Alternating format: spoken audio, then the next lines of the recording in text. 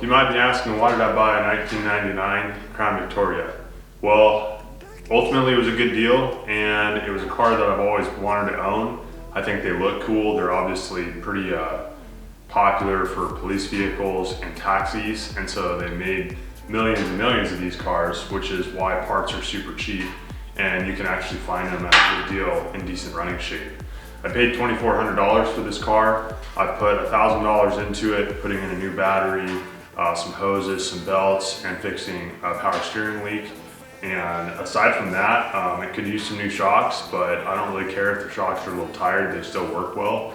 And the tires are in good shape. I probably have another 20,000 miles on those. The registration was paid for a year, and so in California, that's $121 on this car.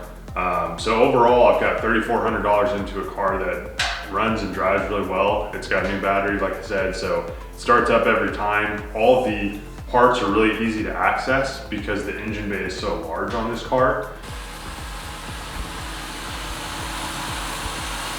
And so whenever you do have to work on it, mechanics don't usually mind or charge you a lot of money because all the things are very accessible. You know, the alternator's right there on the top, and it's very easy to get to if you have to change that. The starter, you know, because they're working with such a big area, it's just really accessible.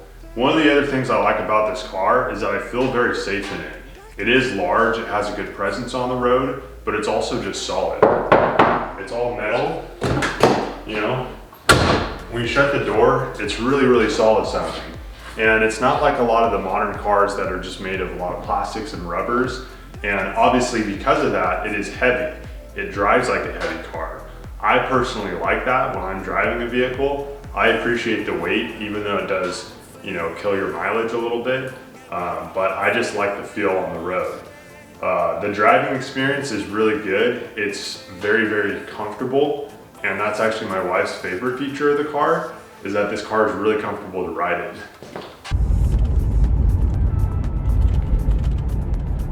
So I've had my foot off the gas. One of the things I love about this car is that it just cruises. It's so heavy that once you get moving, you can just kind of cruise and coast to a stop sign or coast through. So I try to conserve as much fuel as I can and just drive with a light foot. Gas is $4.59 in California right now, and that's at Costco. So, you know, it gets about, I think about 17.5 miles a gallon to 18 is generally what I average. That's calculated at the pump, and I do about 70% of my miles going 13 miles on the highway to work and back. And then the other part is just around town, going to the gym, grocery store, etc. But I do love this car. Driving it is really fun because, I don't know, it just drives the way you want a car to drive. It's big, it's heavy, it's rear wheel drive, it has plenty of torque and low end power. I think this car has the 355 rear end, and it'll spin the tires still. I mean, I'm sure it's not harnessing all the horses it had from the factory, but then again, it's a 1999, and she'll still go if you get on it. Sounds good too.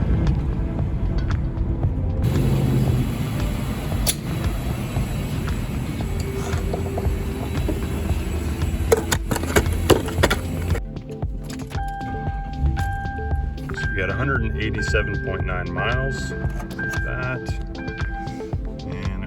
9.839 gallons.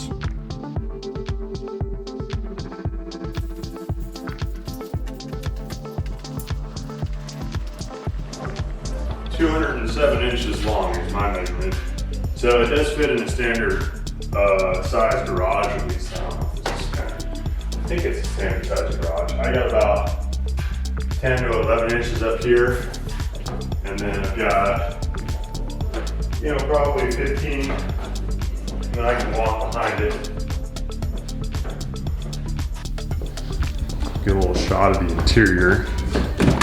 So this was an ex-government vehicle. I think it was either a detective or maybe a coroner car, because it didn't ever have the cage in it. It is the Police Interceptor version, but if you look up into the corners between the front and back door.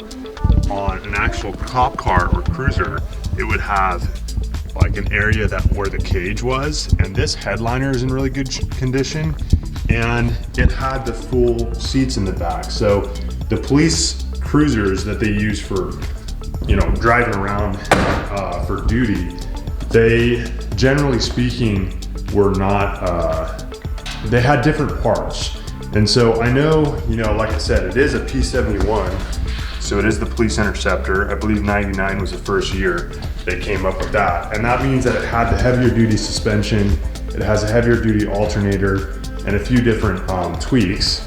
So one of the other features of a P71 Interceptor is that you can pop the trunk by that little button there. And the idea is that the passenger or the driver could do it. And so if you had your partner, they could pop the trunk to access it. One of my other favorite features of the car is just how big the trunk is.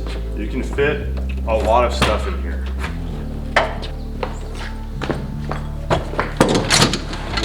So there's one set of golf clubs. I could probably do 2, 3, 4 pretty easily just in this space. And then I'm not even using the sides or any of this area up here.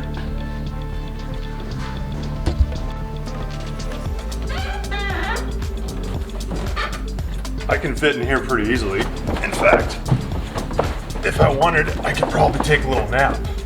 Yeah, the trunk would even shut. Now, if you have a bunch of big friends, you can all fit in this car. I've got the seat all the way back, and my knees have about ½ an inch. But again, it's kind of reclined back. I have plenty of headroom. I could be wearing a hat. I don't know about a hard hat or a cowboy hat, but it's decent headroom, and it's actually very comfortable back here.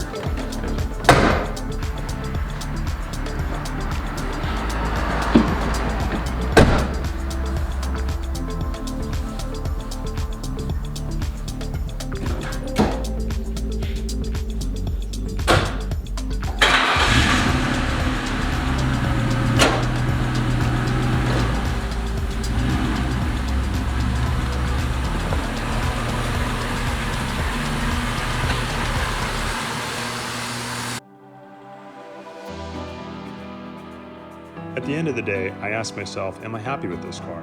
And the short answer is, yes, I am, very much so. It's fun to drive, it doesn't get terrible mileage for a big old V8, and I feel very safe in the car.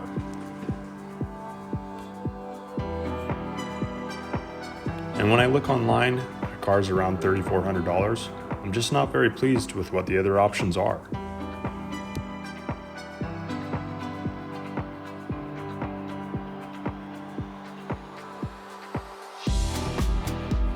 Well, that's about it. Thanks for watching my video. If you liked it, hit the like button and hit subscribe so you don't miss out on other content like this in the future. Thanks.